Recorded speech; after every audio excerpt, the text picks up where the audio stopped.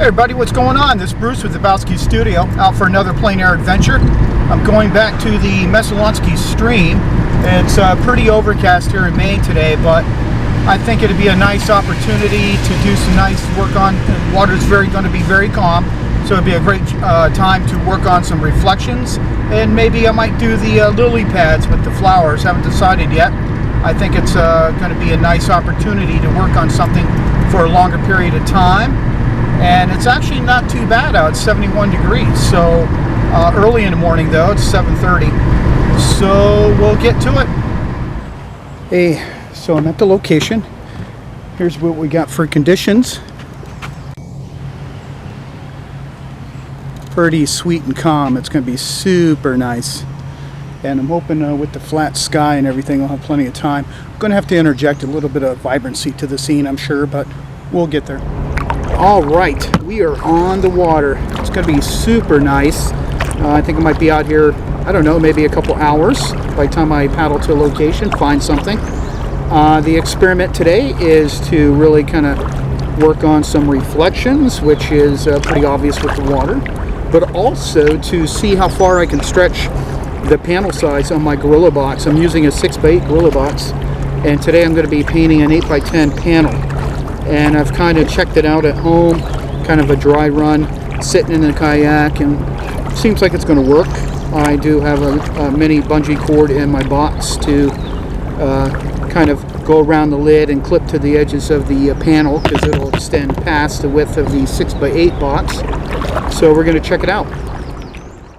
Okay, I found a subject and stuff, but first I want to talk about here's another idea I did for modifying my kayak. I added a little loop there, metal, and I have a little hook on the end, and I actually use that.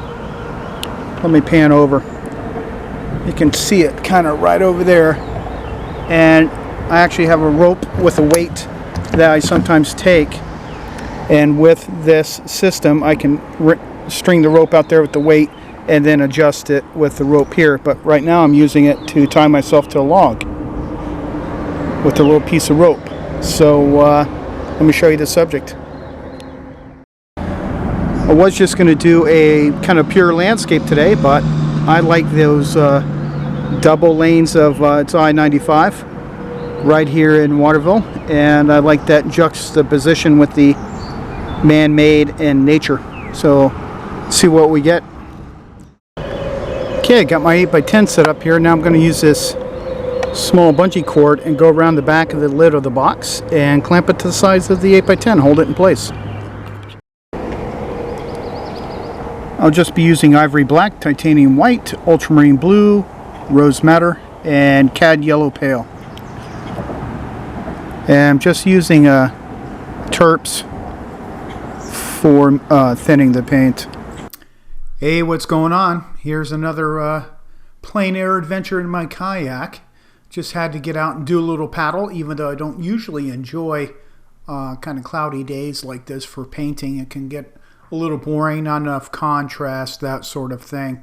But in the near future, I'll be having some videos of painting from my new kayak. I got a fishing kayak, sit on top, having a lot of fun with that. I've done a couple paintings on it, and posted the pics of those on Facebook. So if you don't follow my Facebook page, Habowskistudio, I invite you to head on over and check it out and follow me there for future pictures that you won't see on my channel.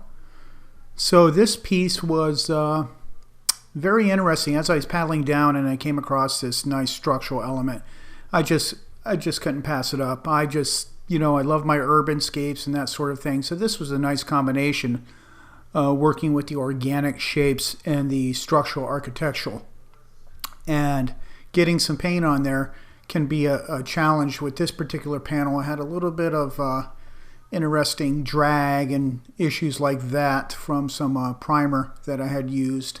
So it's always you got to experiment with that and see what works for you for priming. But yeah, live and learn. And of course I was just using terps, no medium. So I think if you had a little turpentine, a little medium, that probably would have assisted with some helpful gliding of the paint, so to speak. Doing my usual knocking in the darks on a couple objects, especially the structural elements. I want to get those established right off. And I do like the composition on this. I originally was thinking, man, I wish I would have had more of a panoramic size panel. I could have just taken, you know, maybe a 9x12 and just not used the top few inches to create a panorama. But there's also a little bit of concern you want to think about depending on what you're painting and the scale of which you're painting it and your skill level. So, you know, it may be too much information to pack into a small format. So that's something that's just personal to everybody for what level they're at with painting. So something to think about. Now also with things like this, I could be using a maul stick. It's a little more difficult with, you know, on the kayak, even though the water's fairly calm, there can be times when you have a little bit of swell here and there. So I'm just kind of working on my technique of freehanding it. And so sometimes you'll be pushing and pulling back into the edges. You know, if you make a little mistake, say with the dark tone into the sky, just take your sky color and clean it up. And it'll create kind of a nice, it won't be a super crisp edge, which will give you a more naturalistic look to the piece. You can always strengthen the contrast of the edge. So that's something to experiment with for things you may paint in the future, especially if you're having buildings or structures recede into the distance. Finessing the edges, basically. And I was debating about putting some little hints of cars on top, but because of the angle I'm looking at the subject matter, you just would have seen little bumps sticking up, and it would not have read correctly, so I left them out, and I think most people can figure out what's going on here. But I liked a little sort of narrative to the painting in terms of, you know, the man-made meets Mother Nature kind of aspect, and how man has conquered, you know, crossing rivers, streams, and all that sort of thing. So it's pretty cool. And bridges can be very architecturally interesting to paint. So now I'm just working on the angles of the supports, and that's this critical thing here is to visualize your vanishing point of these three supports and make sure to get the angles to recede at the proper way. Just filling in some shadow, because while it's not sunny, you still have some ambient light, and you do have some gentle lights and darks, of course.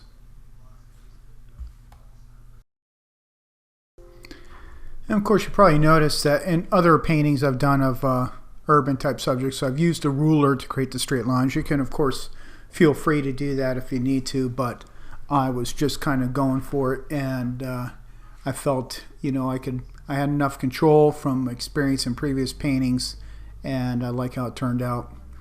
Wanted to reach out to you guys too and comment on paintings that you'd like to see me attempt. Maybe you're having trouble painting barns or some other subject that you think I might be able to help you with, and I'll check them out and possibly make a video. So get those comments rolling. Let me know. Sometimes you might suggest something that I would never thought of painting, and possibly I'll give it a go. So something to think about. Now here I tend to do this a lot with most paintings. I just get a thin coat of color, like a general tone, say in this case the trees, and I get that general tone with subtle variations in cooler, warmer, brighter, lighter greens, but nothing too extreme. I don't get caught up in one little tree at a time, because once I get that wet layer on, then I can nuance individual trees out of that by applying more thicker paint.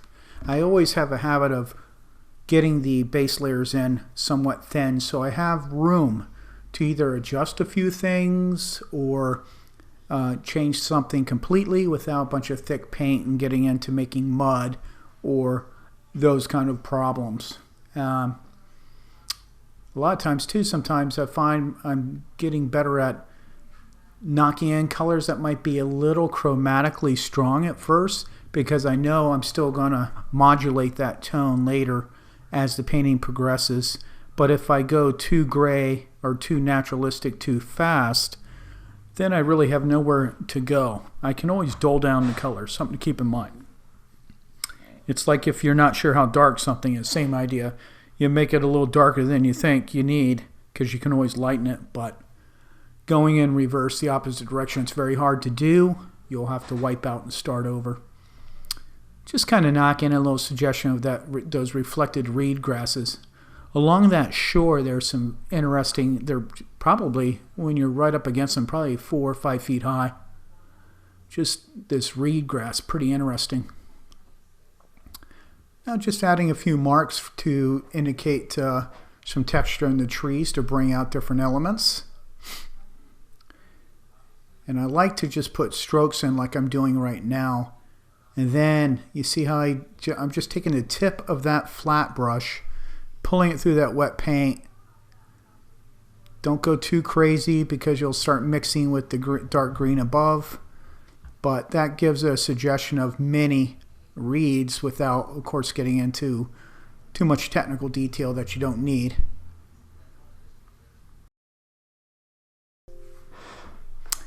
And I also find I've been really kind of enjoying working with some these synthetic flats, rounds, that sort of thing lately.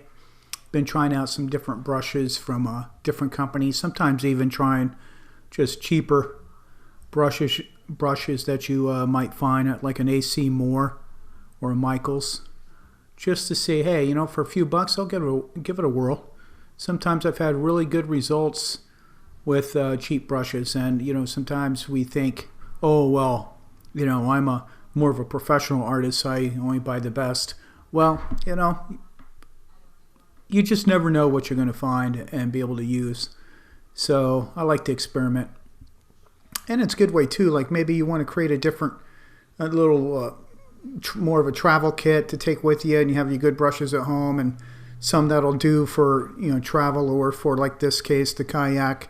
So you're not constantly having to transfer your equipment back to your studio, to your plein air kit. You have a plein air kit and you have a studio set up.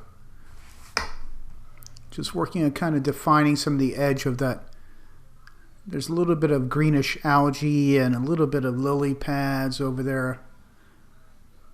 Now a few hints of some structural trees, tree trunks reflecting in the water. Okay, we're going to be wrapping up this video momentarily. Just want to take this moment to really thank you guys for watching my videos. You have a lot of content out there on YouTube, and I hope I'm providing some great painting content for you. Let me know in the comments. And can't wait to get those videos to you from my new kayak, and also be bringing you other adventures as well. So continue to have a great summer out there, and I'll catch you later. Okay folks, so the painting I am not happy with, not much you can do about that, but the experiment with using a larger panel on the 6x8 Gorilla box worked really well. You do have, of course, with the 6x8 box, a little limited mixing area, so you'll have to potentially clean more frequently to have color, but just work with your broad statements first and clean your palette, and then you can have more room to work on details. So that worked great. Alright everybody, I'm headed back home, so I want to thank you for joining me anyway for the plein air adventure. And if you're new to the channel, checking out for first time, thank you very much. I invite you to subscribe.